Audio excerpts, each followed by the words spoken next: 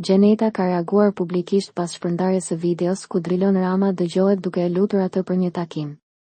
Ajo ka theksuar se kjo video është publikuar për të zbuluar një realitet që shpesh mbetet jashtë vëmendjes së publikut dhe për të ekspozuar tentativat për manipulim dhe nënshtrim nga ana e Drilonit.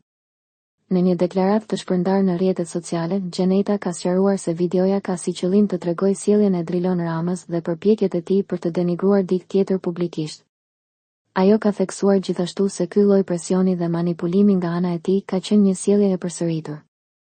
Videoja është publikuar për të treguar një realitet që nuk është i njohur për publikun dhe që përfshin një sjellje që është përsëritur si manipulim, presion dhe tentim për nënshtrim, ose siç ai vetë ka thënë, për të luajtur me personin tjetër, shkroi Gjeneta.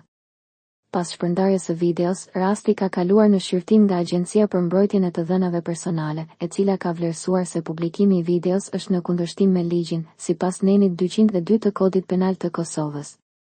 Megjithatë, Gjeneta theksoi se ka pasur prova që tregojnë se Driloni ka qenë i vetëdijshëm për ekzistencën e videos dhe nuk ka shprehur kundërshtim ndaj shpërndarjes së saj. Drilon Rama ka qenë i vetëdijshëm për ekzistencën e videos dhe nuk ka deklaruar asnjëherë kundër publikimit të saj, shtoi Gjeneta. Në vijim, Gjeneta ka bërë të qartë se ka zgjedhur të respektojë rrugën ligjore që ka ndjekur Drilon Rama dhe se do të dorëzojë prova të tjera, përfshirë materialet që përmbajnë kërcënime dhe shantazhe, në gjykatë si prova zyrtare. Ajo gjithashtu ka theksuar se videoja do të fshihet vetëm për shkak të kërkesës ligjore, por që e vërteta do të mbetet e panjohur. Në një postim tjetër, Gjeneta paralajmëroi masa ndaj Drilon Ramës dhe menaxherit të tij, duke thënë, shantazhimin, kërcënimin e të gjitha që i ka bërë ai dhe menaxheri i tij do të merren masa. Nuk e lë me kaq unë jo.